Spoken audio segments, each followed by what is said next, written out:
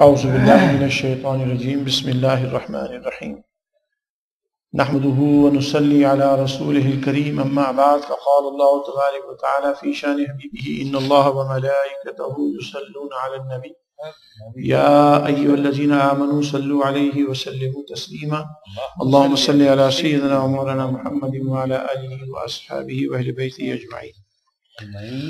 میرے واجب الاحترام بزرگان ملت، برادران اسلام، میری بہن اور بچوں، السلام علیکم ورحمۃ اللہ وبرکاتہ۔ آج الحمدللہ محرم الحرام کی یہ 5ویں محفل ہے جس میں ہم اہل بیت الزام کے فضائل و مناقب اور واقعہ کربلا کے حوالے سے معاملات اور باتیں جو ہیں، جو احادیث اور قرآن کریم میں اہل بیت کے جو فضائل ہیں اور احادیث کی روشنی میں جو ان کے حقوق ہیں، ان پر ہم بات کر رہے ہیں۔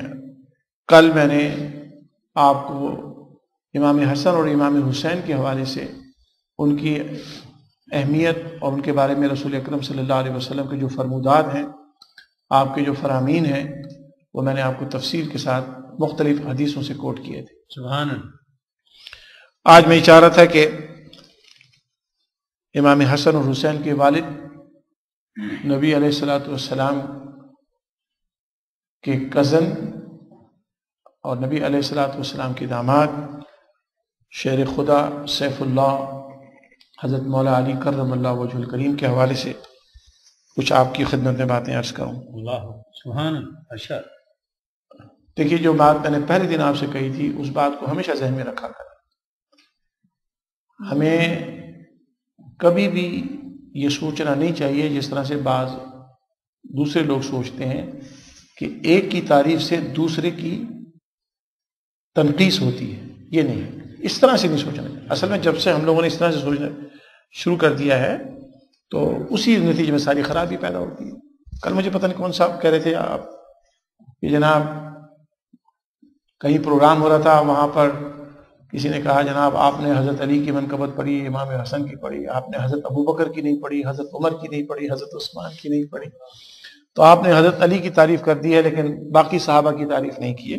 لوگ کمپیئر کرتے ہیں۔ میرے ساتھ بھی ایسے ہی ایک واقعہ ہوا تھا، جو آٹوا میں عید میلاد النبی صلی اللہ علیہ وسلم کا جلسہ تھا، اور وہاں پر ہمارے یہاں کیلگری ہی سے ایک صاحب گئے ہیں جو آٹوا موو ہو گئے، کافی عرصے سے موو ہو گئے، اور وہ یہاں مسلم کاؤنسل آف کیلگری کے پریزیڈنٹ بھی رہ چکے ہیں 90s کے اندر۔ تو وہ بہرحال آٹوا چلے گئے ہیں۔ اب وہاں پر میلاد شریف کے جب محفل ہو گئی تو میرے پاس آیا، مجھے جانتے ہیں، وہ یہاں سے کیلگری سے جانتے ہیں، کہیں سہروردی صاحب پروگرام تقریباً 2 گھنٹے سے اوپر رہا۔ اس پورے فصیح الدین صاحب الحمدللہ جو میرے چھوٹے بھائی ہیں، وہ بھی پاکستان سے تشریف لائے ہوئے تھے، کہنے کہ انہوں نے بھی نعتیں پڑھی ہیں، انہوں نے تقریباً 1.25 گھنٹہ پڑھا ہے، 1.25 گھنٹے میں انہوں نے ساری نعتیں پڑھی ہیں، اللہ کی تو حمد کوئی ایک بھی نہیں پڑھی۔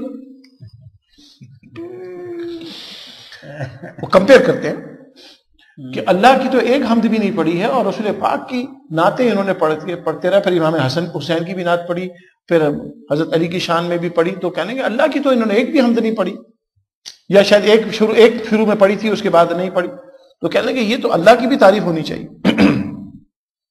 یہ کنفیوژن ان کا ویلڈ ہے، میں یہ نہیں کہہ رہا ہوں کہ انویلڈ ہے، کیونکہ آدمی جس طرح سے دنیا کے معاملات میں سوچتا ہے اسی طرح سے خدا کے معاملات میں بھی سوچتا ہے، صحابہ کے معاملات میں بھی سوچتا ہے۔ لیکن ہمیں ہمارے کانسیپٹ کلیئر ہو جائے تو پھر یہ مسئلہ ختم ہو جائے۔ جی، پہلے دن جو میں نے تقریر کی تھی تمہید میں، جو میں نے آپ کو بتائی تھی، وہ اس کو بنیاد ہے، وہ ساری گفتگو کہ ہم جو سمجھتے ہیں کہ اللہ کی تعریف اور اللہ کی عبادت صرف 4-5 چیزیں ہیں، اور یہی ہمارا کانسیپٹ غلط ہے، یہی ہمارا کانسیپٹ غلط ہے۔ اللہ کی عبادت 4-5 چیزوں میں نہیں ہے۔ نماز، روزہ، حج، زکوٰۃ، یہ بھی اللہ کی عبادت ہے، اس کا اظہار ہے، اس کا ذکر ہے یہ، لیکن آپ یہ کہتے ہیں کہ یہ 4-5 چیزوں میں ہی اللہ کا ذکر ہے اور اللہ کی عبادت کا یہ طریقہ ہے، یہی غلط ہے۔ دوسری بات یہ کہ اگر آپ جیسے نعت پڑھنا ہے، حمد پڑھنا ہے، منقبت پڑھنا ہے، تو اگر اس میں رسول اکرم صلی اللہ علیہ وسلم کی تعریف ہو رہی ہے، یا اہل بیت کی تعریف ہو رہی ہے، یا صحابہ کرام کی تعریف ہو رہی ہے، آپ یہ سمجھ رہے ہیں کہ یہ ان لوگوں کی تعریف ہو رہی ہے، اس سے خدا خالی ہے، یہی آپ کی غلط فہمی ہے۔ یہی تو آپ کو غلط فہمی ہے.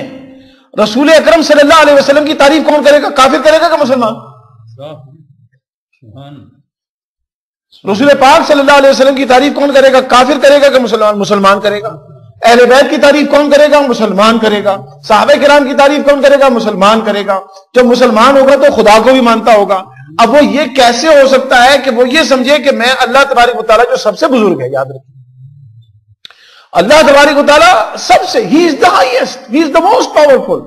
نبی علیہ الصلوۃ والسلام تو اللہ کی مخلوق ہیں، اللہ کے نبی ہیں، اللہ کے برگزیدہ رسول ہیں، سید المرسلین ہیں. اہل بیت تو حضور کی اولاد ہیں. اللہ تبارک و تعالیٰ کی تعریف کو رسول پاک کی تعریف کے ساتھ کمپیئر کرنا، کوانٹیفائی کرنا، یہی آپ کا کانسیپٹ خراب ہے. اس لیے کہ اس رب نے فارمولہ قرآن میں بیان فرما دیا. اس نے فرمایا کہ جس نے من یطع الرسول فقد اطاع اللہ، جس نے ان کی اتباع کی اس نے اللہ ہی کی اتباع کی. حضور کی تعریف کرنا، حضور کی اتباع کرنے والا ہی حضور کی تعریف کرے گا. تو حضور کی تعریف اصل میں اللہ ہی کی تعریف ہے. حضور کی اہل بیت کی تعریف اصل میں حضور کی تعریف ہے. حضور کے صحابہ کی تعریف اصل میں حضور کی تعریف ہے. تو اس طرح سے یہ جو سیگریگیشن کرتے ہیں، یہ سیگریگیشن بالکل اسلامی کانسیپٹ کے خلاف ہے. ہاں سیگریگیشن کہاں ہے؟ وہ صرف ایک جگہ ہے کہ اس رب کے علاوہ عبادت کسی کی نہیں ہے، وہاں سب الگ ہو جائیں گے. عبادت صرف رب کے لیے ہے، معبود صرف اللہ ہے، سجدہ صرف اللہ کے لیے ہے. وہاں پر آ کے ہر چیز سیپریٹ ہو جاتی ہے. اس کے علاوہ جتنی بھی رسول پاک صلی اللہ علیہ وسلم کی تعریف کی جائے گی یہ اصل میں اللہ ہی کی تعریف ہے. اللہ کی تعریف کیوں ہے؟ اس لیے کہ مصطفیٰ صلی اللہ علیہ وسلم اللہ ہی کا تو شاکار ہے. سبحان اللہ.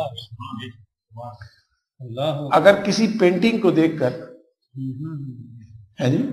پینٹنگ کو دیکھ کر کہتا ہے جناب کتنی خوبصورت پینٹنگ ہے، تو پینٹنگ تو وہ تعریف سن نہیں رہی، بنانے والے پینٹنگ تو بیچاری بے جان چیز ہے. پینٹنگ کی تو کوئی تعریف نہیں ہوئی، پینٹنگ تو سن بھی نہیں رہی، نہ وہ خوش ہو رہی ہے، نہ ہنس رہی ہے، نہ اس کو افسوس ہے، وہ تو بے جان چیز ہے. جب انسان پینٹنگ کی تعریف کرتا ہے، کسی مصور کی تصویر کی تعریف کرتا ہے، تو اصل میں یہ تعریف مصور کی ہوتی ہے. بنانے والے بالکل مصور کی یہ کانسیپٹ ہی ان کا خراب ہو چکا ہے.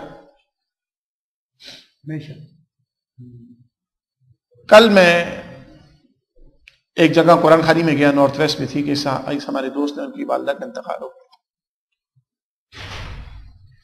تو وہاں پر ایک صاحب نے، یہ مدینہ شریف میں جو مسجد نبی کی ایکسپینشن ہو رہی ہے، اس پر آج کل بڑی ای میلیں بھی آ رہی ہیں کہ جناب نبی علیہ الصلوۃ والسلام کی، اسلام کی جتنی بھی ہیریٹیج ہے اس کو مٹایا جا رہا ہے. یہ تو پرانی بات بھی ہے. تو ایک صاحب وہاں بیٹھے ہوئے تھے، تو کہنے لگے جناب یہ سعودی عرب کے اندر یہ جو مسلمانوں کا جو اثاثہ ہے، ہیریٹیج ہے، یادگار چیزیں جو 1400 سال سے محفوظ تھیں، وہ ختم کر رہے ہیں ہلکے ہلکے ہلکے ہلکے.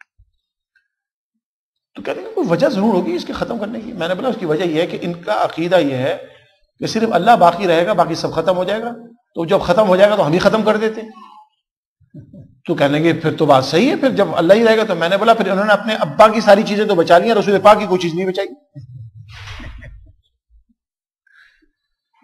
ابا کی ساری چیزیں بچا لی ہیں. کنگ عبد العزیز کا حقہ تک انہوں نے میوزیم میں رکھا ہوا ہے، اس کا بسترا بھی رکھا ہوا ہے، اس کی گاڑی بھی رکھی ہوئی ہے، اس کی ہر چیز موجود ہے. اور رسول کریم صلی اللہ تعالی علیہ وسلم کی، اہل بیت کی، صحابہ کرام کی ہر چیز کو مٹا رہے ہیں ہلکے ہلکے، صرف اللہ کے نام پر کہ اللہ بچ گیا باقی سب کو ختم کر دیں. یہی وہ کانسیپٹ ہے جو انسانوں کو رسول کریم صلی اللہ علیہ وسلم سے دور کر کے اسلام سے اس کا رشتہ کمزور کرتا.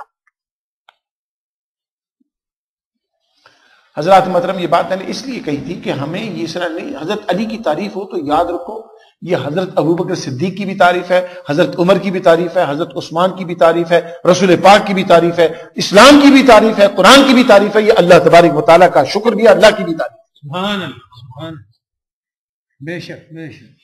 کہ حضرت علی کو یہ عزت کس نے دی؟ حضرت علی کو بنایا ایسا کس نے؟ اس رب نے بنایا، اس مصطفیٰ صلی اللہ علیہ وسلم کی تربیت نے بنایا. تو یہ حضرت علی کی تعریف نہیں ہے، اصل میں مصطفیٰ صلی اللہ علیہ وسلم کی تعریف ہے. اور یہ حضور کی تعریف نہیں ہے بلکہ اس پروردگار کی تعریف ہے جس نے ایسا نبی عطا فرمایا. یہ اس اللہ ہی کی تعریف ہے. تو ان کو الگ الگ نہیں سوچیں. ہاں اللہ کی عبادت میں کوئی شریک نہیں ہوگا، وہاں پر بالکل کلیئر کٹ لائن ہونی چاہیے، وہاں کوئی گرے ایریا نہیں ہونا چاہیے. اسی وجہ سے کہا جاتا ہے کہ نبی علیہ الصلوۃ والسلام کے بارے میں کہ بعد از خدا بزرگ توئی قصہ مختصر. ہمارے بزرگوں نے کتنے آسان انداز سے کہہ دیا، لیکن پھر بھی لوگ جان بوجھ کے کنفیوز ہوتے ہیں، اس لیے کہ ان کے ذہنوں میں خارجیت اور بد عقیدگی پنہا ہو چکی ہے، گڑ چکی ہے، اچھی طرح سے پیوست ہو چکی ہے، وہ سمجھ نہیں پاتے. تو میں آج سیدنا مولا کائنات سیدنا علی کرم اللہ وجہ الکریم کے کچھ حالات و واقعات تمام مستند احادیث کی روشنی میں اور قرآن کریم کی روشنی میں تو آپ سن ہی چکے ہیں تمام اہل بیت کے فضائل، میں گزشتہ 4 دن سے آپ کو سنا رہا ہوں. تو آج انشاءاللہ خاص طور پہ حضرت علی کرم اللہ وجہ الکریم کے حوالے سے بات کروں، اور یہ تمام اہل سنت والجماعت کی کتابوں سے. تو یہ مت سوچئے فرقہ واریت کا شکار نہ ہو کہ میں خدا نخواستہ کسی اور مکتبہ فکر کی کتابوں سے آپ کو سناؤں. حضرات محترم، جیسا کہ میں نے کل بھی آپ کو بتایا تھا کہ رسول پاک صلی اللہ علیہ وسلم کی کئی احادیث ہیں. باب فضائل علی کرم اللہ وجہ الکریم حدیث کی کتاب میں پورا چیپٹر ہوتا ہے. باب فضائل اہل بیت ہر حدیث کی کتاب میں چیپٹر ہوتا ہے. اور جتنی زیادہ فضیلت حضرت علی کرم اللہ وجہ الکریم کی آئی ہے احادیث میں، اتنی کسی اور کی نہیں ہے. اس کا مطلب یہ نہیں کہ باقی اہم نہیں ہے، اس کا مطلب یہ ہے کہ رسول کریم صلی اللہ تعالی علیہ وسلم میں بتانا چاہ رہے ہیں کہ کون اس امت میں کیا کر سکتا ہے. آئیے میں آپ کو تمام چند احادیث سناتا ہوں، تمام تو نہیں سنا سکتا. یہ حدیث ہے جناب مسلم شریف میں، نسائی شریف میں، ترمذی شریف میں، اور حدیث کی اور بہت ساری کتابیں، مستدرک حاکم میں اور مسند احمد ابن حنبل میں. اور یہ ان تمام احادیث سے میں انشاءاللہ آج آپ کو تھوڑا سا حضرت علی کرم اللہ وجہ الکریم کے بارے میں بتانا چاہتا ہوں. پہلی حدیث سن لیجیے. حضرت عائشہ بنت سعد رضی اللہ تعالی عنہا، یہ بڑی مشہور نبی علیہ الصلوۃ والسلام کی صحابیہ ہیں، فرماتی ہیں کہ میں نے اپنے والد کو بیان کرتے ہوئے سنا کہ رسول اکرم صلی اللہ تعالی علیہ وسلم نے جحفہ کے دن، ہوا یہ تھا کہ رسول کریم صلی اللہ علیہ وسلم جب حجۃ الوداع سے واپس آ رہے تھے تو ایک جگہ آتی ہے، اس کو بولتے ہیں خم غدیر، واپسی میں آتے ہو. وہاں پر مسلمانوں نے پڑاؤ ڈالا، اور اس دن نبی علیہ الصلوۃ والسلام نے وہاں پر خطبہ ارشاد فرمایا. خطبہ ارشاد فرمایا، اللہ تبارک و تعالیٰ کی حمد و ثنا بیان کی. پھر آپ نے نبی علیہ الصلوۃ والسلام نے لوگوں سے پوچھا، آپ نے فرمایا قال یا ایھا الناس انی ولیکم، اے لوگو میں تمہارا ولی ہوں. قالوا صدقت یا رسول اللہ، سب نے کہا یا رسول اللہ آپ نے بالکل سچ فرمایا، آپ ہمارے ولی ہیں. اچھا ولی کے کیا معنی؟ ولی کے کئی معنی ہیں. ولی کے معنی دوست کے بھی ہوتے ہیں، ولی کے معنی مددگار کے بھی ہوتے ہیں، ولی کے معنی نیابت پہ جو ہوتا ہے نا، یہ میرا ولی ہے، یعنی ریپرزینٹیٹو جیسے کہہ لیجیے، نمائندہ کہہ لیجیے. ولی کے معنی قربت کے بھی ہیں، قریب کے بھی ہیں، کئی معنی ہیں اس کے ولی. قرآن کریم میں آیا النبی اولا بالمؤمنین من انفسہم، اولا ولی سے. اللہ تعالیٰ فرماتا ہے نبی مومنین کی جانوں سے زیادہ ان کو عزیز ہے، یعنی ان کی زیادہ قریب ہے. اعلیٰ حضرت امام اہل سنت نے اس کا ترجمہ فرمایا نبی مومنین کی جانوں سے زیادہ قریب ہے. تو حضور اکرم صلی اللہ علیہ وسلم نے فرمایا اے لوگوں سنو میں تمہارا ولی ہوں. لوگوں نے عرض کیا یا رسول اللہ آپ نے حق فرمایا. پھر اس کے بعد نبی علیہ الصلوۃ والسلام نے سب کے سامنے حضرت علی کرم اللہ وجہ الکریم کا ہاتھ پکڑا اور ہاتھ پکڑ کے فرمایا یہ علی میرے ولی ہیں. سبحان اللہ، سبحان اللہ. فرمایا یہ علی میرے ولی ہیں، یاد رکھو جو اس کو دوست رکھتا ہے میں اس کو دوست رکھتا ہوں، جو اس سے عداوت کرتا ہے میں اس سے عداوت کرتا ہوں. یہ نبی علیہ الصلوۃ والسلام نے سب کے سامنے اعلان فرمایا. حضرات محترم ٹائم نہیں ہے، میں بہت تفصیل سے آپ کو تھوڑا سا سنانا چاہتا ہوں، لہذا کافی ساری حدیثیں ہیں لیکن اس میں سے خاص میں نے سلیکٹ کیا آج کے لیے۔ آئیے اگلی حدیث، اور اس میں بڑا مشہور آپ کو حدیث ملتی ہے کہ من کنت مولا ہو فہذا علی مولا، جس کا میں مولا ہوں یہ علی اس کے مولا ہے۔ تو میں نے اس دن بھی آپ کو بتایا تھا کہ مولا کے معنی مددگار کے ہیں، ہیلپر کے ہیں، ساتھی کے ہیں، قریب کے ہیں، آقا کے معنوں میں بھی استعمال کرتے ہیں۔ تو نبی علیہ الصلوۃ والسلام جس کے مولا ہیں حضرت علی اس کے مولا ہیں، یہ حدیث سے ثابت۔ وینکوور میں ایک خاتون نے مجھ سے پوچھا حضرت آپ نے چاروں خلفاء کا ذکر کیا، حضرت ابو بکر کو تو حضرت ابو بکر کا، حضرت عمر کو حضرت عمر کا، حضرت عثمان کو حضرت عثمان کا، حضرت علی کو آپ نے مولا علی کا۔ لوگ تو نا وہ تو آپ نے مولا کا لفظ تو حضرت علی کے ساتھ لگایا، باقی لوگوں کے ساتھ مولا میں نے اس لیے کہ سارے ہمارے مولا ہیں، حضرت ابو بکر صدیق بھی ہمارے مولا ہیں، حضرت عمر بھی، حضرت عثمان بھی ہیں، لیکن وہ اس لیے میں نے کہا تھا کہ حضرت علی کرم اللہ وجہ الکریم کے بارے میں حضور کی یہ حدیث ملتی ہے، حضور نے فرمایا جس کا میں مولا ہوں اس کے یہ بھی مولا ہیں۔ جب یہ مستند ہے تو حضرت علی کو تو مولا کہنا بالکل صحیح، باقی حضرات کو بھی ہم مولا کہہ سکتے ہیں، اس میں کوئی حرج نہیں ہے، لیکن حضور کی حدیث تو حضرت علی کے بارے میں ہے بس، اور تو کسی کے بارے میں نہیں۔ تو حضرت محترم نبی علیہ الصلوۃ والسلام کی ان احادیث کو اہل سنت والجماعت کی تمام حدیث کی کتابوں کے اندر محدثین نے اس کو کوٹ کیا۔ اب آپ آئیے دوسری طرف، خیبر کی جنگ ہو رہی، آپ کو معلوم ہے نبی علیہ الصلوۃ والسلام نے ایک صحابی کو جھنڈا دے کے بھیجا، وہ شہید ہو گئے، دوسرے کو بھیجا، تیسرے کو بھیجا، مختلف لوگ جاتے رہے اور خیبر کا قلعہ فتح نہیں ہوا۔ لہذا نبی علیہ الصلوۃ والسلام کہ قربان جائیں، جس دن اس قلعے نے فتح ہونا تھا اس دن نبی، اس سے ایک دن پہلے رسول اکرم صلی اللہ تعالی علیہ وسلم نے فرمایا کہ کل، ابھی تک جتنے صحابی گئے تھے سب رسول پاک کے صحابیاں تھے، آپ نے کسی کے بارے میں یہ بات نہیں کی، آپ نے فرمایا کل میں جھنڈا اس شخص کو دوں گا، یہ حدیث کے الفاظ ہیں اور جھنڈا دینے سے پہلے کی بات ہے، کل میں جھنڈا اس شخص کو دوں گا جو اللہ تبارک و تعالیٰ اور اس کے رسول سے محبت کرتا ہے، اور اللہ تبارک و تعالیٰ اس کے ہاتھ سے فتح عطا فرمائے، پہلے ہی بتا دیا تھا اس کو۔ سبحان۔ تو نبی علیہ الصلوۃ والسلام نے اگلا دن جب آیا تو صحابہ سے پوچھا کہ علی کہاں ہیں کرم اللہ وجہ الکریم؟ عرض کی یا رسول اللہ ان کو تھوڑی سی آنکھوں میں تکلیف ہو رہی ہے، آشوب چشم کی تکلیف ہے، آرام فرما رہے ہیں۔ فرمایا بلاؤ۔ حضرت علی کرم اللہ وجہ الکریم کو بلایا گیا، نبی علیہ الصلوۃ والسلام دیکھا آنکھ میں ہے تو آپ نے اپنا لعاب نہاد نکالا، حضرت علی کی آنکھ پہ لگایا، اسی وقت آنکھ ٹھیک ہو گئی،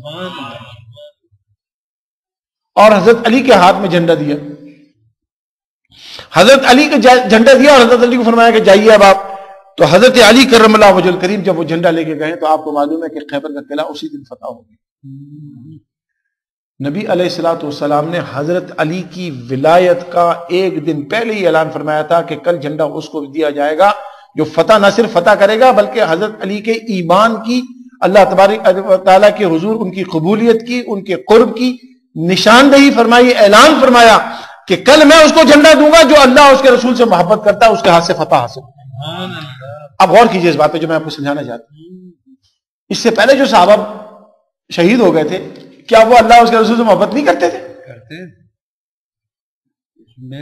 بالکل کرتے ہیں۔ کیا وہ محترم صحابی نہیں تھے؟ بالکل تھے۔ کیا وہ اللہ کے رسول صلی اللہ علیہ وسلم سے عقیدت نہیں رکھتے تھے؟ بالکل رکھتے تھے، رسول پاک کو پتہ، لیکن حضرت علی کے بارے میں فرمایا۔ اس کا مطلب یہ نہیں کہ باقی صحابہ کی نفی ہو گئی، اس کے بارے میں یہ فرمایا کہ یہ وہ علی ہے کہ جس کے ہاتھ سے اللہ تبارک و تعالیٰ نے فتح اس کے ہاتھ سے لکھی ہوئی ہے، باقی کے قسموں میں شہادت لکھی ہوئی تھی، ان کے ہاتھ میں فتح لکھی ہے۔ حضرت علی کی تعریف کرنے کا مقصد یہ نہیں ہو کہ باقی لوگ بیچارے کمزور ہو گئے یا کمتر ہو گئے، مقام بتانا مقصود ہے حضرت علی کرم اللہ وجہ الکریم کا۔ اور باقی صحابہ اپنے اپنے مقام پر اسی طرح سے ممتاز ہیں. تو جس طرح سے رسول کریم صلی اللہ علیہ وسلم نے اپنے مختلف صحابہ کو مختلف موقعوں کے اوپر ان کی ذمہ داریاں لگائیں، ان کی تعریف کی، ان کے مقامات سے لوگوں کو آگاہ کیا، اس کا مطلب یہ نہیں ہوتا کہ دوسرے صحابی اہم نہیں ہوتے. حضرات محترم، آئیے اب ایمان افروز ایک چند دو حدیثیں میں آپ کو سناتا ہوں، اس کے بعد پھر ہم اور اگلی حدیث پہ چلیں گے. حضرت ابو سعید خدری رضی اللہ تعالی عنہ روایت فرماتے ہیں کہ نبی علیہ الصلوۃ والسلام حضرت عمر رضی اللہ تعالی عنہ جب حضرت علی کرم اللہ وجہ الکریم سے کوئی بات پوچھتے تھے تو حضرت علی اس کو جواب عطا فرماتے تھے. میں نے آپ کو پہلے بھی بتایا تھا کہ حضرت علی کرم اللہ وجہ الکریم اصل میں حضرت عمر کے اصل میں برین ان کا تھا، کنسلٹنگ ان کی تھی، مشورہ ان کا تھا، پلان ان کا تھا، اسٹریٹجی ان کی تھی، حضرت علی کی کرم اللہ وجہ الکریم. تو حضرت ابو سعید خدری رضی اللہ تعالیٰ فرماتے ہیں کہ حضرت عمر بن خطاب نے حضرت علی سے کوئی بات پوچھی تو انہوں نے اس کا جواب عطا کیا. اس پر حضرت عمر نے حضرت علی سے کہا، اب غور سے سنیے، نعوذ باللہ من عائشہ فی قوم لست فیہم یا ابا حسین، ہم اللہ تبارک و تعالیٰ کی پناہ میں آتے ہیں ایسی قوم سے جس میں ابو الحسن موجود نہ ہو. ابو الحسن کون ہے؟ حضرت علی کی کنیت ہے. فیہم یا ابا حسن، یعنی ہم کسی ایسی قوم سے تعلق نہیں رکھنا چاہتے، ہمارا کسی ایسی قوم سے تعلق نہیں ہے جس میں حضرت علی نہیں ہے. یعنی ہم اللہ تبارک و تعالیٰ کے شکر گزار ہیں کہ ہم اس قوم میں ہیں جس میں حضرت علی موجود. یہ حضرت عمر کے الفاظ ہیں. حضرت سعید بن مسیب، کتنے مشہور صحابی، آپ فرماتے ہیں حضرت عمر اس پیچیدہ مسئلے سے اللہ تعالیٰ کی پناہ مانگتے تھے جس کے حل کرنے کے لیے حضرت ابو طالب کا مشورہ موجود نہ ہو. وہ کہتے تھے یا اللہ مجھے کوئی ایسے مسئلے میں نہ ڈالنا جس کا جواب حضرت علی سے نہ مل جائے. دیکھیے حضرت سعید بن مسیب رضی اللہ تعالیٰ، اور یہ حدیث کی کتابوں میں ہے، میں آپ کو بتا رہا ہوں. اب یہ سارے حدیث تاریخ الخلفاء میں ہے، فضائل الصحابہ میں ہے، طبقات الکبری میں، ابن جوزی کی کتاب میں ہے، تاریخ دمشق میں ہے. یہ تمام احادیث کی کتابیں جن کی لسٹ بہت لمبی ہے، وقت بہت ہو جائے گا. حضرات محترم دیکھیے حضرت عمر رضی اللہ تعالیٰ عنہ کے بارے میں حضرت سعید بن مسیب کہتے ہیں، وہ کہتے تھے کہ ایسا مسئلہ کوئی مجھے اللہ نہ ڈال دے کسی چیز میں جس کا جواب مجھے حضرت علی سے نہ ملے.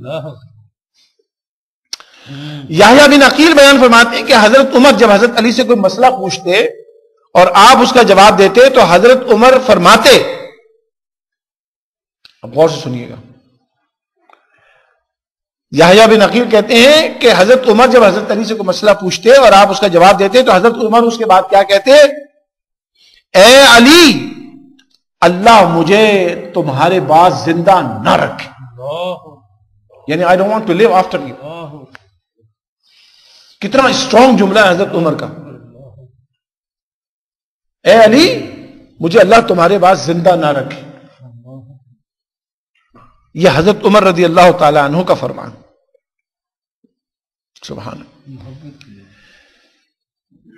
اور ایک بڑی تاریخی بات ہے، مشہور بات ہے، حدیث کی کئی کتابوں میں یہ آئی ہے. ایک دفعہ حضرت عمر رضی اللہ تعالیٰ عنہ کے پاس ایک عورت آئی، اس نے کہا یا امیر المومنین میں، اس نے اعتراف کر لیا زنا کا، بدکاری ہوئی تھی. حضرت عمر نے اس کو کہا اس کو سنسار کرو. حضرت علی کرم اللہ وجہ الکریم نے کہا تم اس کو تو سنسار کر رہے ہو لیکن یہ حاملہ ہے. حضرت عمر نے فیصلہ دے دیا اس کو سنسار کرو، لے جاؤ اس کو. حضرت علی کرم اللہ وجہ الکریم نے اسی وقت رکا، کہا کہ تم اس کو کیسے سنسار کر سکتے ہو، اس کے پیٹ میں جان ہے ایک اور. تو حضرت عمر رضی اللہ تعالی عنہ کہ حضرت علی کے مشورے کے اوپر حضرت عمر رضی اللہ تعالیٰ عنہ نے فوراً توجہ فرمائی اور پھر اس بات کو روک دیا. حضرت عمر فرماتے ہیں عورتیں علی ابن طالب کی مثل جننے سے عاجز آ گئی، اگر علی نہ ہوتے تو عمر ہلاک ہو گیا ہو. یہ الفاظ ہیں حضرت عمر رضی اللہ تعالیٰ عنہ کہ اگر حضرت علی اس موقع پر مجھے مشورہ نہ دیتے تو عمر ہلاک ہو گیا ہو. اور دیکھ لو علی جیسا پیدا دوسرا نہیں ہو سکتا. حضرت عمر کہہ رہے ہیں، میں نہیں کہہ رہا ہوں. کہ عورتوں نے علی ابن طالب کی مثل پیدا کرنے سے عاجز آ گئی، یعنی عورتیں ایسے خوبصورت انسان کو جنم ہی نہیں دے سکتی ہیں۔ یہ حضرت عمر کے الفاظ ہیں۔ آئیے ام المؤمنین سیدہ طاہرہ عائشہ صدیقہ رضی اللہ تعالی عنہا، آپ فرماتی ہیں حضرت علی کرم اللہ وجہ الکریم کے بارے میں، حضرت علی تمام لوگوں سے بڑھ کر سنت مصطفیٰ صلی اللہ علیہ وسلم کے عالم تھے، یعنی رسول پاک کی سنت سب سے زیادہ اگر کوئی سمجھتا تھا تو حضرت علی سمجھتے۔ یہ حضرت عائشہ فرما رہی۔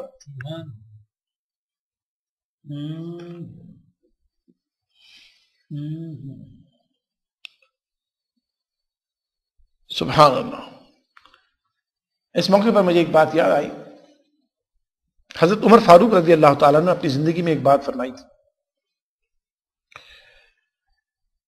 اور آپ نے فرمایا تھا کہ ایک وقت ایسا آئے گا، عنقریب ایک ایسا وقت آئے گا کہ مسلمان قرآن کے اندر بحث و تکرار کر کے اسلام کی دھجیاں ادھیڑ دیں گے، وہ حدیث کے اندر ڈسپیوٹ پیدا کر دیں گے۔ حضرات محترم، خوارج جب آئے تھے انہوں نے قرآنی کے اندر ڈسپیوٹ پیدا کر دیا، قرآنی کو سب سے آگے لے کے چلتے تھے۔ حضرت عائشہ صدیقہ رضی اللہ تعالیٰ عنہا کی اس حدیث سے پتہ چلتا ہے، اس بات سے پتہ چلتا ہے، وہی بات جو میں نے آپ کو پرسوں بیان کی تھی، قرآن اور اہل بیت، قرآن اور سنت کی جو حدیثیں ملتی ہیں، مراد یہ ہے کہ سنت مصطفیٰ اگر سمجھنی ہے تو اہل بیت مصطفیٰ صلی اللہ علیہ وسلم کا ریفرنس۔ حضرت عائشہ کی اس قول سے ثابت ہوتا ہے کہ یہ بات بالکل صحیح ہے کہ اگر حضور پاک صلی اللہ علیہ وسلم کی سنت کو سمجھنا ہے تو اہل بیت مصطفیٰ ہی، ان سے بڑا کوئی اس کو سمجھنے والا نہیں۔ حضرات محترم، عبد المالک بن ابی سلیمان کہتے ہیں کہ میں نے حضرت عطا سے پوچھا کیا حضرت محمد صلی اللہ علیہ وسلم کے صحابہ میں، غور سے سنیے گا، کیا حضرت محمد صلی اللہ تعالی علیہ وسلم کے صحابہ میں حضرت علی سے بڑھ کر بھی کوئی عالم تھا؟ انہوں نے کہا خدا کی قسم میں حضرت علی سے بڑا کسی عالم کو جانتا ہی نہیں۔ یہ حضرت عطا حضور کے صحابی ہیں، اور وہ کیسے ہو سکتا تھا؟ حضور نے فرمایا انا مدینۃ العلم وعلی بابها، میں مدینہ علم کا شہر ہوں اور یہ علی اس کا دروازہ ہے، اور صحابہ کرام نے اس علم سے فائدہ حاصل کیا، تمام خلفائے راشدین نے اس سے حضرت علی سے فائدہ حاصل کیا ان کے علمیت کی وجہ سے۔ سبحان اللہ۔ یہی وجہ ہے کہ مولا علی کے سوا کسی شخص نے یہ دعویٰ نہیں کیا، یہ بات صحیح ہے، بالکل صحیح، یہ بات صحیح ہے، کسی شخص نے یہ دعویٰ نہیں کیا جو حضرت مولا علی کرم اللہ وجہہ نے کیا۔ فرمایا جو چاہو مجھ سے قرآن کے بارے میں پوچھو، میں جواب دوں گا۔ سبحان اللہ، سبحان اللہ، جو چاہو مجھ سے پوچھو قرآن کے بارے میں، میں تو اس کا جواب تمہیں دوں گا۔ ایسا دعویٰ صرف اور صرف حضرت علی کرم اللہ وجہ الکریم، یہ انہی کا حق تھا، وہی کر سکتے تھے، کوئی کر بھی نہیں سکتا۔ سیدنا علی نے ارشاد فرمایا اگر تم لوگ مجھ سے سوال کرو بخدا تو قیامت تک جس چیز کے متعلق بھی سوال کرو گے میں تمہیں بتاؤں گا۔ تم مجھ سے قرآن کی بابت سوال کرو بخدا قرآن مجید کی کوئی ایسی آیت نہیں ہے جو میں نہیں جانتا، کوئی ایسی آیت نہیں ہے جس کے بارے میں یہ نہیں جانتا کہ وہ رات کو اتری تھی کہ دن کو اتری، میدانوں میں نازل ہوئی تھی کہ پہاڑ پہ نازل ہوئی تھی۔ اللہ، کوئی ایسی آیت نہیں ہے جس کا شان نزول میں نہیں جانتا ہوں، کوئی ایسی آیت نہیں ہے جس کا نزول کا وقت میں نہیں جانتا۔ علم کی حد ہے۔ حضرات محترم، آئیے حضرت علی کرم اللہ وجہ الکریم کے حوالے سے آج میں باتیں کر رہا ہوں۔ آپ دیکھیے، میں نے پرسوں بھی آپ کو یہ بتایا تھا کہ جب نبی علیہ الصلوۃ والسلام نے نجران سعودی عرب کے اندر ہے، ابھی بھی ایک شہر ہے ساؤتھ کے اندر یمن کے ساتھ، وہاں عیسائیوں کی آبادی تھی، وہ عیسائیوں کا علاقہ تھا سارا. تو جب مسلمانوں کی فتوحات بڑھتی چلی گئیں رسول کریم صلی اللہ علیہ وسلم کے دور ہی میں، تو نجران تک مسلمان پہنچ گئے. تو مسلمانوں نے نجران کے عیسائیوں سے کہا کہ بھئی اب آپ اسلامی مملکت کا حصہ ہیں، تو اسلامی مملکت میں مسلمان زکوٰۃ دیتا ہے، تم غیر مسلم ہو تو تم کو جزیہ دینا پڑے گا. انہوں نے جزیہ دینے سے انکار کیا. انہوں نے کہا انہوں نے چیلنج کیا کہ ہم ثابت کرتے ہیں کہ محمد صلی اللہ علیہ وسلم اعوذ باللہ یہ اللہ کے نبی نہیں ہے، ہم ان کو جھوٹا ثابت کر دیں گے. تو انہوں نے کہا بھائی کیا کیا جائے؟ انہوں نے کہا بس ٹھیک ہے، ہم ان سے ڈیبیٹ کریں گے، مناظرہ مباہلہ کریں گے ان سے. قربان جائیں اللہ کے رسول صلی اللہ تعالی علیہ وسلم، آپ نے فرمایا آ جاؤ بھی. تو بنی نجران کے لوگوں کو اللہ کے رسول صلی اللہ تعالی علیہ وسلم نے اللہ کے حکم سے کہا کہ بھی ٹھیک ہے آپ آئیے ہم سے ڈیبیٹ کر لیں. تو بنی نجران میں جو عیسائی تھے، ان کے جو پوپ تھا سب سے بڑا، ان کا جو مذہبی لیڈر تھا، اس کی قیادت میں ایک وفد آیا نجران سے مدینہ شریف حضور سے ڈیبیٹ کرنے کے لیے، اعوذ باللہ حضور کو غلط ثابت کرنے کے لیے. تو جو مقام طے ہوا تھا وہاں نبی علیہ الصلوۃ والسلام ان کے پہنچنے سے پہلے ہی پہنچ چکے، اور نبی علیہ الصلوۃ والسلام اس جگہ پہنچ کے بیٹھے ہوئے، اور حضور نے چاروں طرف اپنے ایک چادر لگائی ہوئی ہے اور اس کے اندر کوئی چیز چھپی ہوئی ہے. بنی نجران کے لوگ آگے آگے، ان کا راہب چل رہا تھا، پادری جسے کہتے ہیں، یا ان کا بشپ جو تھا، وہ آگے آگے پیچھے پیچھے اس کے لوگ چل رہے تھے. اور جب یہ قریب پہنچے، جب تھوڑے سے فاصلے پر، تو نبی علیہ الصلوۃ والسلام نے وہ جو چادر چاروں طرف تان رکھی تھی اس کو ہٹا دیا. جب اس کو ہٹا دیا تو اس میں 4 اور افراد اس چادر کے نیچے چھپے ہوئے، اور وہ 4 افراد کون تھے؟ وہ مولا علی کرم اللہ وجہ الکریم، سیدہ فاطمہ الزہرا سلام اللہ علیہا، امام حسن اور امام حسین علیہ السلام. جیسے ہی رسول کریم صلی اللہ علیہ وسلم نے اپنے اس فیملی کے اوپر سے چادر ہٹائی اور ان کے چہرے ان عیسائیوں نے دیکھے، جن کو بڑا گھمنڈ تھا اپنے حق پر ہونے پر، اور اعوذ باللہ رسول پاک کو غلط ثابت کرنے پر بڑے وہ تلے ہوئے تھے. تو ان کے جو راہب نے جب ان 5 نفوس کو دیکھا، ان 5 انسانوں کے چہروں کو دیکھا، تو وہ کہنے لگا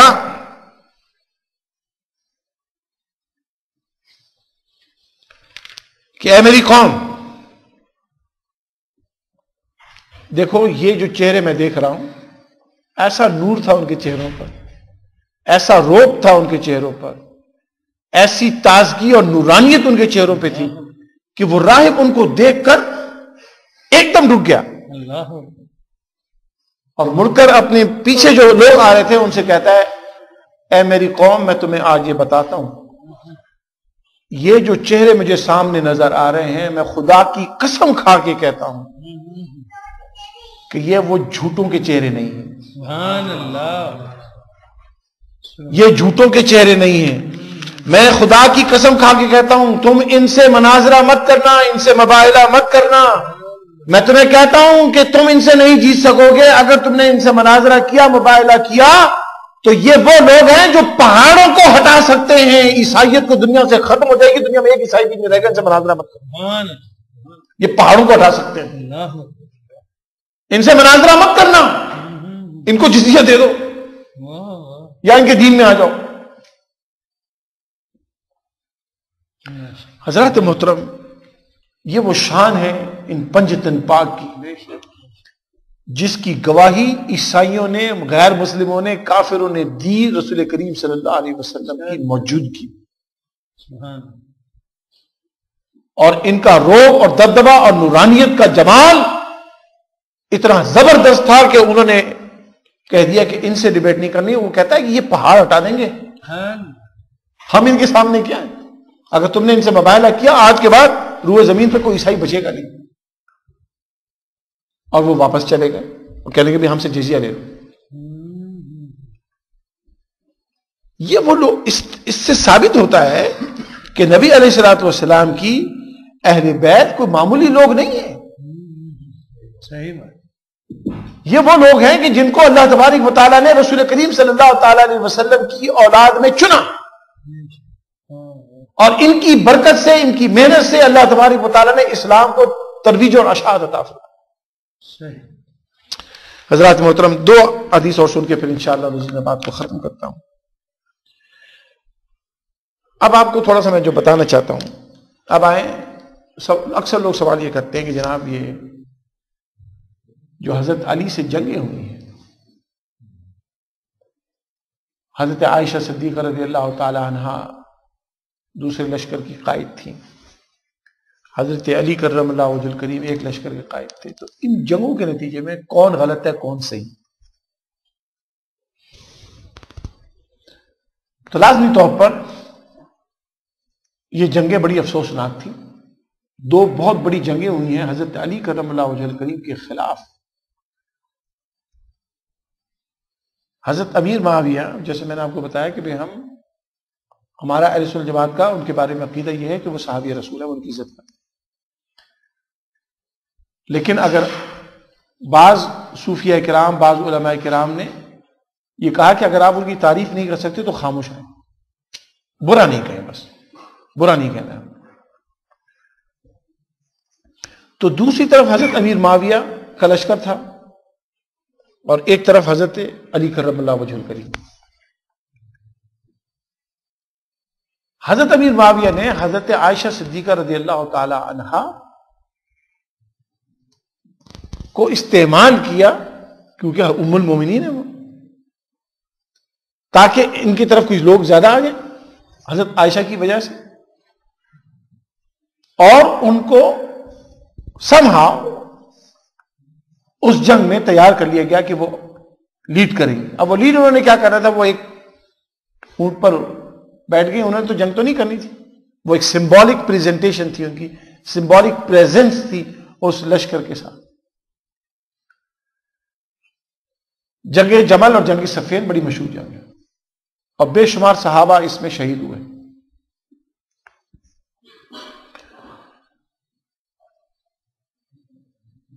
بہت سارے علماء نے اس پہ لکھا بھی ہے, اہل سنت جماعت نے بھی لکھا ہے, اور اہل سنت الجماعت میں اس میں اختلاف ہے, آپس میں ودن اہل سنت بھی اس میں اختلاف. لیکن میں الحمدللہ جس استاد کا شاگرد ہوں, جس پیر و مرشد سے مجھے تربیت ملی ہے, ان کا معاملہ یہ تھا کہ بھائی اس میں آپ خاموشی اختیار کریں, حضرت امیر معاویہ کو برا نہیں کہنا ہے. بس ہمیں اس معاملے پر احتیاط کرنی چاہیے. نمبر 1 جو میں نے آپ کو اس میں 3 چیزیں ان کا خیال رکھی. اگر اس پہ کسی نے کسی کے ساتھ زیادتی کی ہے, اور یقیناً زیادتی ہوئی ہے, اور اس میں حضرت علی کرم اللہ وجہ الکریم کے ساتھ زیادتی ہوئی ہے, اس میں شک نہیں, بالکل شک نہیں, اور بہت زیادہ زیادتی ہوئی. حضرت علی کے خلاف ایک پورا محاذ کھل چکا تھا اس علاقے کے اندر, اور حضرت علی کرم اللہ وجہ الکریم کے خلاف ان لوگوں نے ایک ایسا ماحول پیدا کر دیا کہ جس کے نتیجے میں صحابہ کرام رضوان اللہ تعالی علیہ مجمعین خود پریشان ہو گئے. اب اس میں ہوا یہ, اس میں 3 چیزیں ہیں. دیکھیے, ایک تو یہ ہوا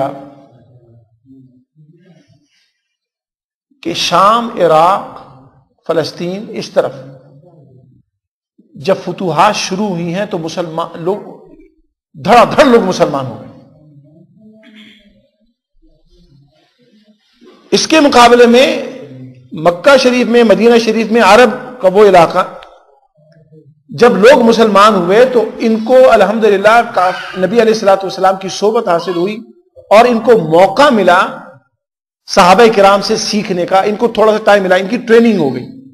جبکہ اس علاقے میں عراق کی طرف, سیریا کی طرف حضرت عمر کے زمانے میں زبردست کوئک فتوحات ہوئی ہیں, جو درجوں لوگ مسلمان ہوتے چلے گئے, اور اس میں بہت سارے ایسے بھی لوگ تھے جن کی صحیح تربیت نہیں ہو سکی. ان لوگوں کے اندر بہت سارے ایسے بھی لوگ تھے جو علمی لحاظ سے اپنے آپ کو برتر سمجھنے لگے, اور اس کا نتیجہ یہ ہوگا کہ وہ مسلمان تو ہو گئے, کلمہ انہوں نے پڑھ لیا, دین اسلام میں داخل تو ہو گئے, لیکن اپنی علمیت کی وجہ سے ان لوگوں نے وہ جو صحابہ کرام جو رسول کریم صلی اللہ علیہ وسلم کی تربیت یافتہ ہیں ان کو بھی حقیر سمجھنا شروع کر دیا. وہ کہنے لگے ہم سب سے اچھے ہیں, ہم بڑے عالم ہیں, ہم بڑے فصیح و بلیغ ہیں. تو انہوں نے صحابہ کو انڈرمائن کرنا شروع کر دیا. کچھ پالیٹکس تھی, لازمی طور پر اقتدار کی حوث بھی تھی بعض لوگوں کو. کچھ یہ نئے لوگ تھے جن کو ابھی اسلامی تربیت پوری طرح سے, ان کا ذہن اسلامی نہیں بنا تھا, پوری طرح سے تربیت نہیں ہوئی, روحانی تربیت نہیں ہوئی, نئے نئے مسلمان ہوئے تھے یہ لوگ عراق کی اس قسم کے علاقے.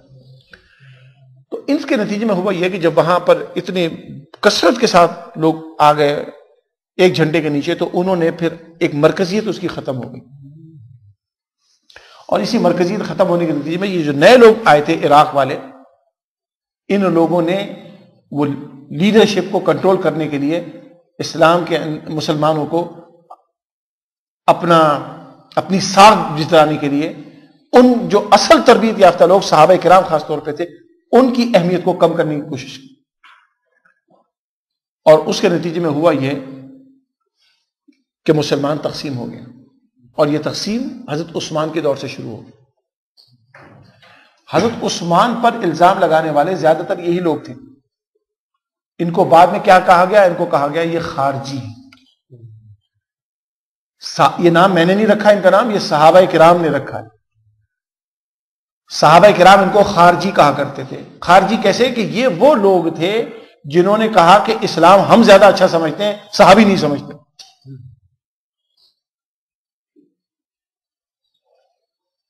حضرت ابن عباس رضی اللہ تعالی عنہ فرماتے ہیں جب حضرت علی کے زمانے میں ان لوگوں نے بہت طاقت اختیار کر لی, تو حضرت علی نے حضرت ابن عباس کو ان سے مذاکرات کے لیے بھیجا کہ ان کو جا کے پوچھ کیا تھا اور ان کو تکلیف کیا ہے. تو حضرت ابن عباس صحابی رسول ہیں, وہ ان سے مذاکرات کرنے کے لیے گئے ایک وفد لے کے. اور آپ جب ان سے مذاکرات کرنے کے لیے گئے تو آپ نے ان کے ساتھ ٹائم گزارا. آپ جب واپس آئے تو آپ نے یہ کہا کہ میں نے ان سے زیادہ زاہد اور عابد کسی کو نہیں دیکھا. یہ وہ لوگ تھے جو رات بھر اللہ کی عبادت کرتے تھے اور بڑے بظاہر دیندار پرہیزگار. آپ فرماتے ہیں سجدے کر کر کے ان کے ہاتھ ایسے ہو گئے تھے جیسے اونٹ کا تلوا ہوتا ہے, یعنی سخت ہو گئے. ان کے ماتھے سجدے کر کر کے کالے ہو گئے تھے, ہاتھ اونٹ کے تلووں جیسے سخت ہو گئے تھے, اتنے سجدے کرتے تھے. اتنا زہد اور اتنا عبادت تھی اللہ تبارک و تعالیٰ کی. غور سے سنیے گا, نمازی نفلی نماز ہو رہی ہے, رات رات بھر عبادتیں ہو رہی ہیں. اور حضرت ابن عباس کہتے ہیں کہ یہ وہ لوگ ہیں جو خارجی ہیں. ان کو وہ تو مسلمان ہی نہیں مانتے. وہ کہتے ہیں مسلمانوں کے اندر سے خارج ہیں, باہر کے لوگ ہیں, یہ ہمارے اندر کے لوگ نہیں ہیں. تو معلوم یہ ہوا کہ جس کے ماتھا کالا ہو جائے سجدے کر کر کے, ہاتھ اس کے اونٹ کے تلووں جیسے ہو جائیں, یہ کرائٹیریا نہیں ہے. یعنی کسی کی ظاہری لک کر آپ یہ نہیں کہہ سکتے کہ یہ بڑا نیک انسان ہو. ان کے ہوتا یہ دیکھیں, بعض اوقات جس طرح سے علم انسان کو غلط راہ پہ ڈال سکتا ہے. اتنا پڑھ لیا کہ اسے زوم ہو گیا کہ مجھ سے بڑا تو کوئی عالم ہی نہیں. جیسے یہ زوم ہوا وہ انسان شیطان ہو گیا, کیونکہ اس کو یہ وہم پیدا ہو گیا کہ مجھ سے بڑا کوئی عالم نہیں ہے. اب اس نے سیکھنے کی بجائے دوسروں کو حقیر سمجھنا شروع کر دیا. یاد رکھیے اس کا زوال وہیں سے شروع ہو گیا. ان خارجیوں کا یہی کانسیپٹ تھا کہ ہم بہت بڑے عالم ہیں, وی نو, بلکہ یہ کہتے تھے ہم قرآن علی سے کہتے تھے تم سے اچھا سمجھتے کرم اللہ وجہ. اور یہ خارجی جو رات رات بھر سجدے میں رہتے تھے, زہد اختیار کرتے تھے, بظاہر بڑے پرہیزگار ہوتے تھے, اعوذ باللہ من الشیطان الرجیم, حضرت علی کے منہ پہ کہتے تھے تم مسلمان نہیں ہو, تم کافر ہو.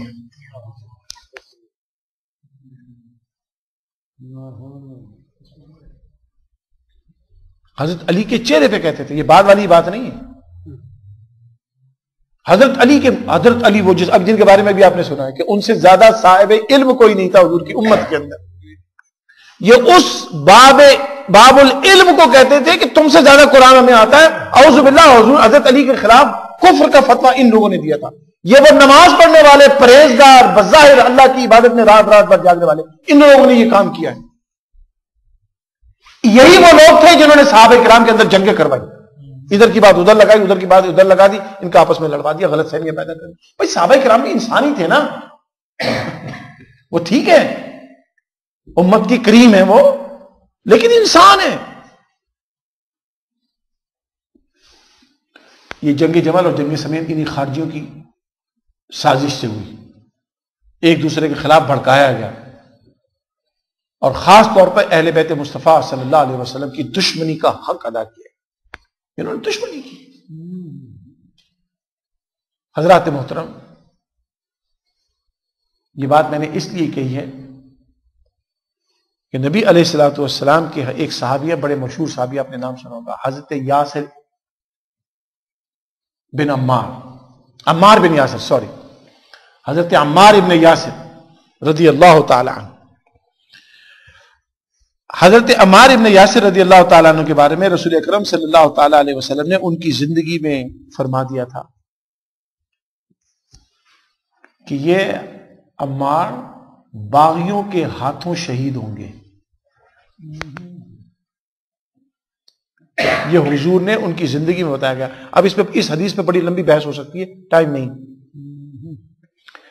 اور اس حدیث کا علم اکثر صحابہ کو تھا. حضرت عمار ابن یاسر رضی اللہ تعالیٰ عنہ کے بارے میں حضور نے فرمایا تھا کہ اے عمار, تمہیں باغی شہید کریں گے, تم باغیوں کے ہاتھوں سے قتل ہو. یہ کب کہا تھا حضور نے؟ غزوہ خندق کے موقع پر. بتائیے.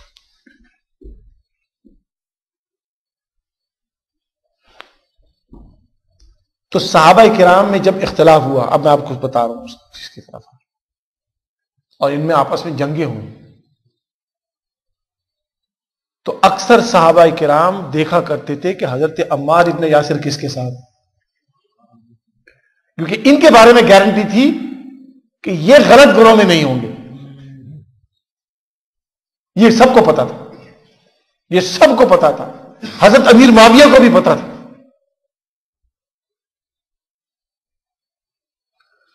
اور حضرت عمار ابن یاسر جنگ جمل, جنگ سفید دونوں میں حضرت علی کے ساتھ.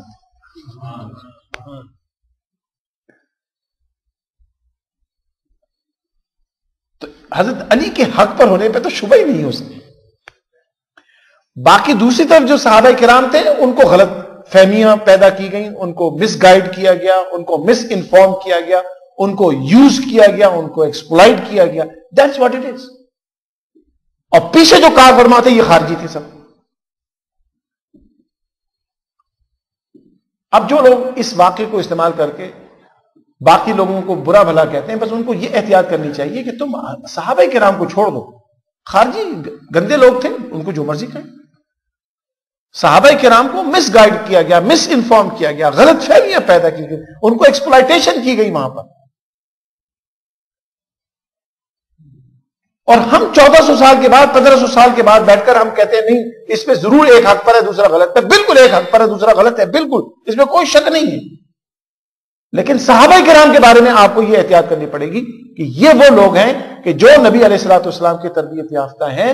اگر یہ غلط گروہ کے ساتھ بھی تھے حضرت علی کے خلاف, تو اس لیے نہیں تھے کہ یہ وہ حضرت علی کی دشمنی میں ایک اجتہادی معاملہ تھا. اور وہ اس معاملے کی بنیاد کیا تھی کہ صحابہ کرام یہ کہہ رہے تھے, جس میں حضرت امیر معاویہ سب سے آگے تھے, وہ یہ کہتے تھے کہ حضرت عثمان کے قاتلوں کو پکڑ لو اور ان کو پہلے سزا دو. حضرت علی کرم اللہ وجہ الکریم فرماتے تھے کہ حضرت عثمان کے قاتلوں کو میں ضرور پکڑوں گا, لیکن پہلے مکہ میں جو بغاوت ہے اس بغاوت کو ختم کر کے سکون اور لا اینڈ آرڈر کی سچویشن کو میں کنٹرول کر لوں, اس کے بعد ان کو پکڑیں گے. وہ کہتے تھے نہیں, پہلے ان کو پکڑیں آپ. بھائی اس پہ معاملہ بگڑ گیا, اختلاف پیدا ہو گیا. حضرات محترم, حضرت علی کرم اللہ وجہ الکریم, تو یہ حضرت عمار ابن یاسر رضی اللہ تعالیٰ عنہ کی حدیث ہے. بڑا اس پہ پورے تقریباً کوئی 100 صفحات ہیں اس حدیث کے اوپر, اور تمام مورخین نے اس پہ بحث کی، وہ ٹائم نہیں ہے، یہ بڑی علمی بحثیں ہوتی ہیں جو اکیڈیمک انوائرمنٹ میں ہو سکتی ہے. آپ کو بتانے کا مقصد ہے کہ یہ وہ حدیث ہے جس کا سب کو علم تھا، اور تمام صحابہ کرام جب وہ زمانہ آیا کہ جب مسلمان تقسیم ہو گئے تو صحابہ کرام یہ دیکھتے تھے عمار بن یاسر کس کے ساتھ ہیں، ان کو پتہ تھا کہ یہ غلط نہیں ہو سکتے. حضور نے فرما دیا تھا عمار تم باغیوں کے ہاتھوں سے شہید ہو. اللہ تبارک و تعالی ہمیں ہدایت عطا فرمائے، اور حضرت علی کرم اللہ وجہ الکریم کے قدموں کے نیچے اللہ تعالی ہمیں کل قیامت میں جگہ عطا فرمائے. اللہ تبارک و تعالی ہمارا حشر و نشر اہل بیت کے ساتھ فرمائے. اور صلی اللہ تعالی علی حبیبی محمد وعلی آلہ وصحبہ اجمعین. ابھی ہمارے نظامی صاحب بھی ماشاءاللہ ساؤتھ ویسٹ سے آئے، ایک ان کی منقبت یا نعت یہ پڑھیں گے انشاءاللہ، اس کے بعد صلاۃ والسلام. آئیے ادھر آ جائیے.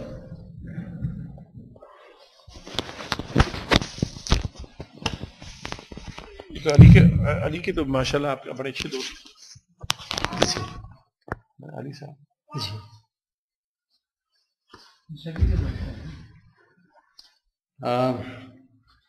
ایک مشہور شاعر ہیں، مشہور زمانہ ہے، وہ جیسے بھی ہیں، ان کا نام جوش ملیح آبادی ہے. ہاں جی، جوش ملیح آبادی مشہور شاعر ہے، اور بہت سو کے ذہن میں جو ان کے بارے میں اچھے خیال نہیں ہے، لیکن جو بھی انہوں نے لکھا ہے امام علیہ السلام کے اس شان منقبت میں، وہ ان خیالات کو غلط ثابت کرتا ہے میرے نزدیک کم سے کم. اور اس نے مناجات بھی لکھے ہیں، بڑے پراسر مناجات ہے. اور یہ بھی جو نظم ہے، نعتیہ نظم، یہ بڑی طویل ہے، بہت طویل ہے. اس میں سے میں نے چند بند چنے ہیں صرف آج کے لیے، وہ کافی طویل ہے، وقت زیادہ درکار ہوگا، تو جو میں نے ایسے ٹک کر کے رکھے تھے. تو آپ کی اجازت سے بڑی مہربانی، آپ نے وقت دیا. جی پڑھی. تو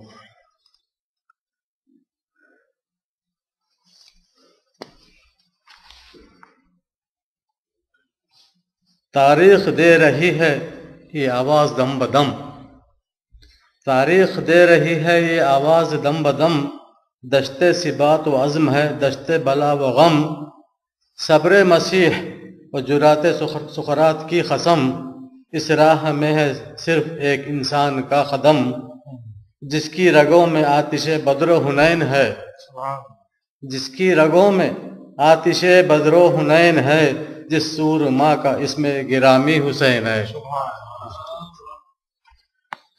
جو صاحب مزاج نبوت تھا وہ حسین، جو صاحب مزاج نبوت تھا وہ حسین، جو وارث ضمیر رسالت تھا وہ حسین، جو خلوتی شاہد قدرت تھا وہ حسین، جس کا وجود فخر مشیت تھا وہ حسین، سانچے میں ڈھالنے کے لیے کائنات کو، جو تولتا تھا نو کے مجا پہ حیات کو،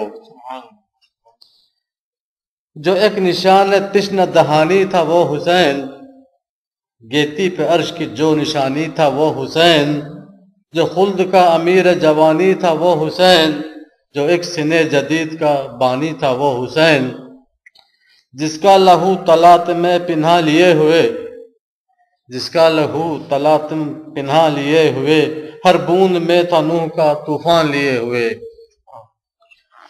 جو کاروان عزم کا رہبر تھا وہ حسین، جو کاروان عزم کا رہبر تھا وہ حسین، خود اپنے خون کا جو سناور تھا وہ حسین، ایک دین تازہ کا جو پیمبر تھا وہ حسین، جو کربلا کا داور محشر تھا وہ حسین، جس کی نظر پہ شیوہ حق کا مدار تھا، ملادہ فرمائیے کہ جس کی نظر پہ شیوہ حق کا مدار تھا، جو روح انقلاب کا پروردگار تھا، اور عزت پہ جس نے سر کو فدا کر کے دم لیا، عزت پہ جس نے سر کو فدا کر کے دم لیا، صدق و منافقت کو جدا کر کے دم لیا، عزت پہ جس نے سر کو فدا کر کے دم لیا، صدق و منافقت کو جدا کر کے دم لیا، حق کو ابد کا تاج ادا کر کے دم لیا، جس نے یزیدیت کو فنا کر کے دم لیا، جس نے یزیدیت کو فنا کر کے دم لیا، فتنوں کو جس پہ ناز تھا وہ دل بجھا دیا، فتنوں کو جس پہ ناز تھا وہ دل بجھا دیا، جس نے چراغ دولت باطل بجھا دیا. اور دوسرا بند ہے کہ پانی سے 3 روز ہوئے جس کے لب نہ تر. پانی سے 3 روز ہوئے جس کے لب نہ تر. تیغ و تبر کو سونپ دیا جس نے گھر کا گھر. جو مر گیا ضمیر کی عزت کے نام پر. ذلت کے آستاں پہ جھکایا مگر نہ سر. لی جس نے سانس رشتے شاہی کو توڑ کر. جس نے کلائی موت کی رکھ دی مروڑ کر. سبحان. کوئی سوال تو نہیں آپ سلام پڑھیں؟ ٹھیک ہے. سوال مصطفیٰ جان رحمت پہ لاکھوں سلام. شمع بز میں ہدایت پہ لاکھوں سلام. شمع بز میں ہدایت پہ لاکھوں سلام. جن کی نالین عرش اولا چوم لیں. حبیبی یا رسول اللہ تیری نالین عرش اولا چوم لیں. جن کی نالین عرش اولا چوم لیں. ان کے پاؤں کی رفعت پہ لاکھوں سلام. مصطفیٰ جان رحمت پہ لاکھوں سلام. شمع بز میں ہدایت پہ لاکھوں سلام. شمع بز میں ہدایت پہ لاکھوں سلام. حبیبی یا رسول اللہ تیری صورت میں مولا کے جلوے ملے. جن کی صورت میں مولا کے جلوے ملے. جن کی صورت میں مولا کے جلوے ملے. ان کی نورانی صورت پہ لاکھوں سلام. مصطفیٰ جان رحمت پہ لاکھوں سلام. شمع بز میں ہدایت پہ لاکھوں سلام. الصلاۃ والسلام علیکم یا رسول اللہ. الصلاۃ والسلام علیکم یا حبیب اللہ. الصلاۃ والسلام علیکم یا رحمۃ للعالمین. الصلاۃ والسلام علیکم یا شفیع المذنبین. سبحان ربک رب العزة عما یصفون والسلام علی المرسلین والحمد للہ رب العالمین. آمین. اللہ اکبر کبیرہ والحمد للہ کثیرہ وسبحان اللہ رب العالمین. لا حول ولا قوة الا باللہ العلی العظیم. اللہم صلی علی سیدنا و نبینا و حبیبنا و شفیعنا و مولانا محمد وعلی آلہ و اصحابہ اجمعین. یا اللہ آج کی اس محفل ذکر حسین کو اپنی بارگاہ میں قبول فرما. یا اللہ اس میں جو باتیں ہم نے کہی ہیں سنی ہیں پروردگار ہم سب پر پروردگار ہمیں یقین عطا فرما. ہمارے کہنے سننے میں کوئی غلطی ہوئی تو اسے معاف فرما, اس کی اصلاح فرما دے. یا اللہ ہمیں اہل بیت پاک کی خصوصاً سیدنا مولا علی کرم اللہ وجہ الکریم کی محبت عطا فرما. یا اللہ ہمیں نبی علیہ السلام کی اہل بیت سے سچی اور پکی محبت عطا فرما. ان کا ادب اور احترام کرنے والا مومن مسلمان بنا دے. یا اللہ ہمیں گستاخان اہل بیت سے دور فرما دے. صحابہ کرام کے گستاخوں سے دور فرما دے. یا اللہ نبی علیہ السلام کے جو گستاخ ہیں یا اللہ ان سے ہمیں دور فرما دے. یا اللہ ہمیں قرآن کریم کو سمجھ کر پڑھنے کے بعد عمل کی توفیق عطا فرما. یا اللہ نیک لوگوں سے وابستگی عطا فرما. یا اللہ بری صحبت سے دور فرما. یا اللہ جو بیمار ہیں شفا عطا فرما. یا اللہ جو قرضدار ہیں انہیں قرض سے نجات عطا فرما. یا اللہ جو بے روزگار ہیں انہیں حلال روزگار عطا فرما. یا اللہ جو پریشان حال ہے ان کی پریشانیاں دور فرما. یا اللہ جن کی جو ضروریات ہیں اپنے خزانہ غیب سے ان کی ضروریات پوری فرما. یا اللہ ہمیں کسی کا محتاج نہ فرما. یا اللہ صرف اور صرف اپنا محتاج بنا. ربنا آتنا فی الدنیا حسنۃ وفی الآخرۃ حسنۃ وقنا عذاب النار ببرکۃ ان اللہ وملائکتہ یصلون علی النبی یا ایھا الذین آمنوا صلوا علیہ وسلموا تسلیما اللهم صل علی سیدنا و مولانا محمد وعلی آلہ وصحبہ اجمعین.